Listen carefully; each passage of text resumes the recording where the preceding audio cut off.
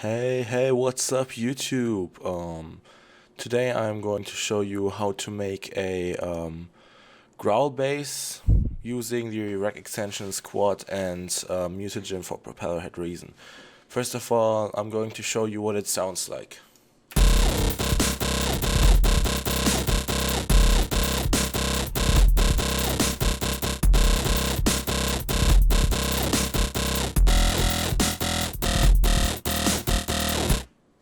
So yeah, that's the bass patch. It's actually pretty simple. Let me just show you what it looks like first. It looks like this. We have an instance of Quad, Scream 4, a Mutagen unit, and the rest is just basically some EQing. So I'm just gonna teach you, mostly gonna teach you the part about how to use Quad, Scream 4, and Mutagen. The EQing is like just EQ however you want it to be, you know. So what I'm gonna do now, I'm just gonna. There we go. First of all, we're going to create a quad instrument.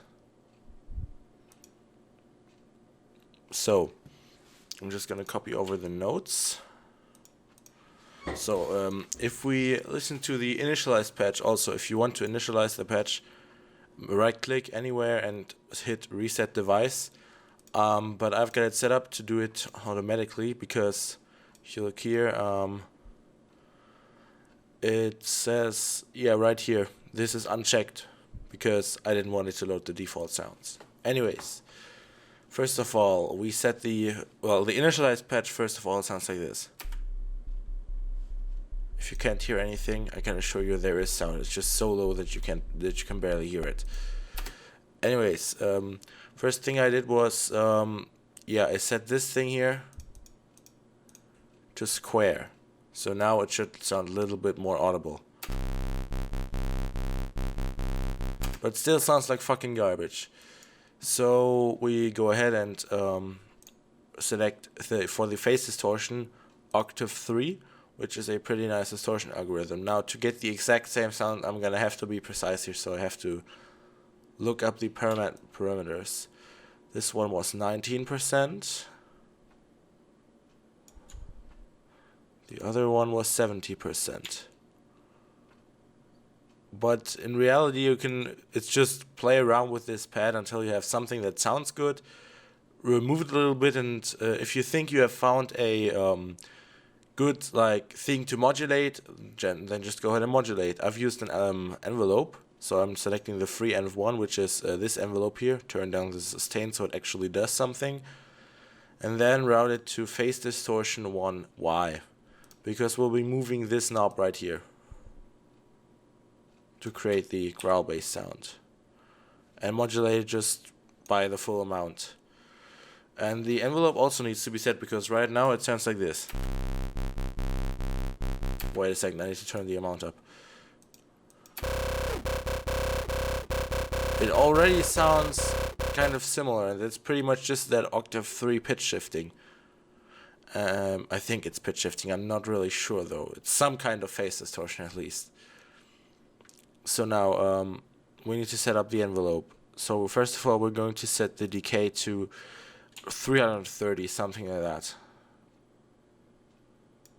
Yeah, come on. Yeah, that'll do.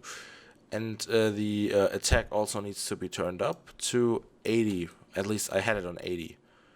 What this does is basically it makes the this Y knob move up really quickly and then down a little bit slower. So you know, that kind of makes this sound. And yeah, you can do a lot of stuff like this with envelopes because those are pretty good at making things move. That's what they were designed for. I'm such a genius. Anyways, listen what it sounds like now.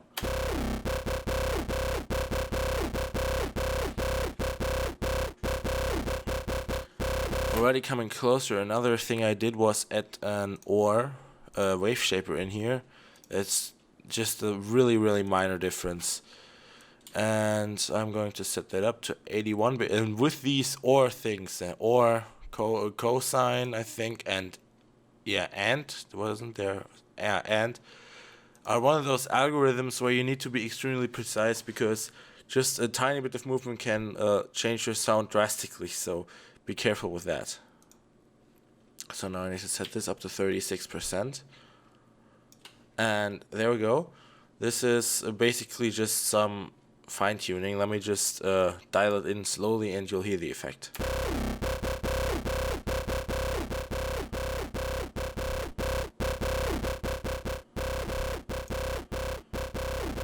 It's just like a really, really minor change, but I like it more that way. So anyways, another thing. Did I add anything like spread? Nope, I didn't. Okay, then we can continue on to the next one, which would be the distortion. With the distortion, you can just like play around with it randomly. Just swap through the algorithms and select what you think sounds good.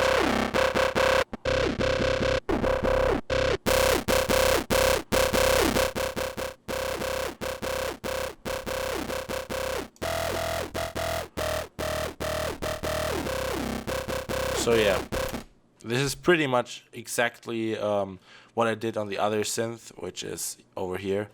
But the thing is that with distortion, you don't have to be that precise, because well, it's not as the sound doesn't change as dramatically when you just turn the knob here by like 5 or so. You know, it doesn't really matter. But if you do it on the phase distortion, it'll change the sound drastically. Let me just demonstrate that for you real quick.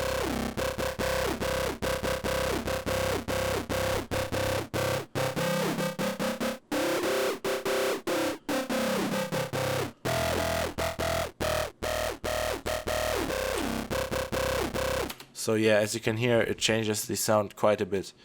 But for example, if I would move the knobs on the distortion a little bit,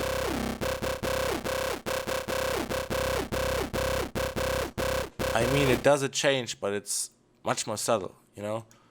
So anyways, next thing I did was add a Mutagen. This thing, I just recently bought it, and I don't really know much about it. I've read the manual a little bit, so yeah, first of all, I turn on both the low band and the high band. The middle band is automatically turned on. And then what I did was I like selected a frequency split that I liked. But you can always adjust that later, so just remember that. And I added something here. Wow, okay. Anyways, I usually do not distort the low band because that's where the bass is and you want the bass to be like kind of clean. If you really get good tones out of distorting the low band, like middle and high tones, then just go ahead and cut off the lows and basically, yeah, add a sub-bass layer using a sine wave or something like that. Anyways, let's just continue by distorting the mid bands. We're going to use the rectify distortion type, which gives like a nice gritty sound to the sound. Just listen. But we need to like adjust some parameters here. First of all, we don't want to boost it so much. We would rather want to boost a specific frequency, which would be probably this one. Let me just check. Yeah, that's pretty much it. Did I adjust anything else? Nope, I didn't. Anyways, we might also need to change the volume here a little bit. So we'll see. Anyways, let's just continue now that we have set this band. As you can see, it makes the tone really nice and gritty.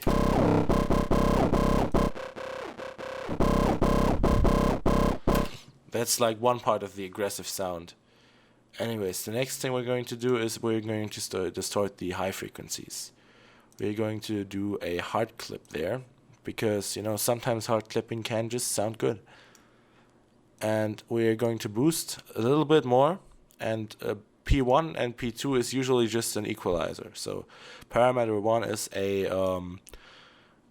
is the frequency of the equalizer, and parameter 2 is the boost, so the volume boost you would do with this. That way you can get like some more aggressive sounds.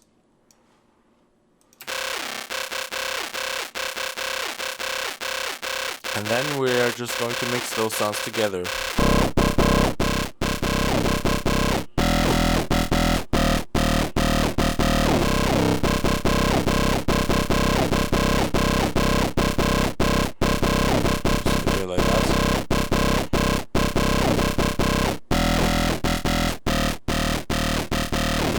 But yeah, as you can hear, it's pretty important to find like the balances between the various different levels, you know.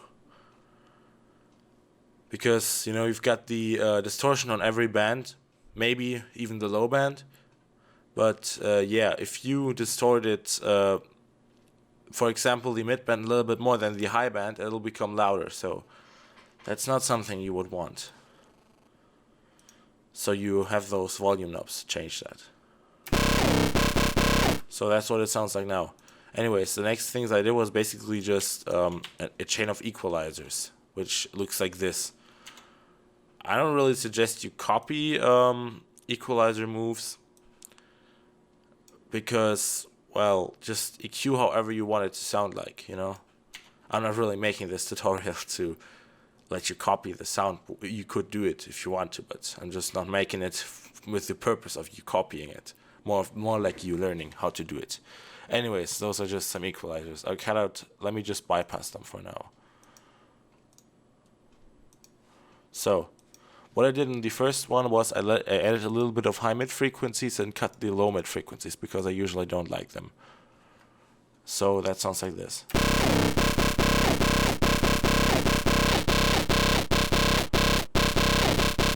Makes it just a little bit more aggressive. The most radical change happens next with the BV512 vocoder, which is one of my favorite devices. This thing can make anything sound fucking brutal. Just listen to the difference it makes. It's just minor EQing, so yeah, listen.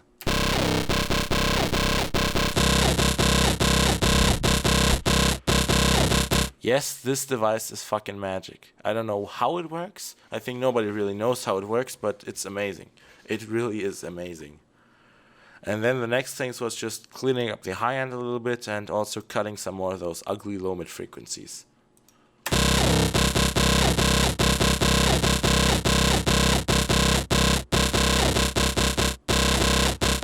And there we go. We have finished our bass.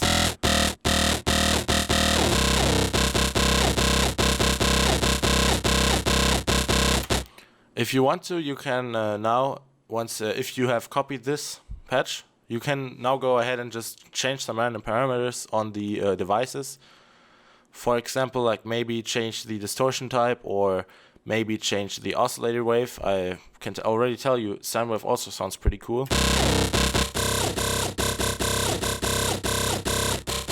So it sounds pretty shitty. Triangle also sounds interesting, but I personally think square sounds best. You could also add something like unison effect, or maybe oscillator spread or something like that.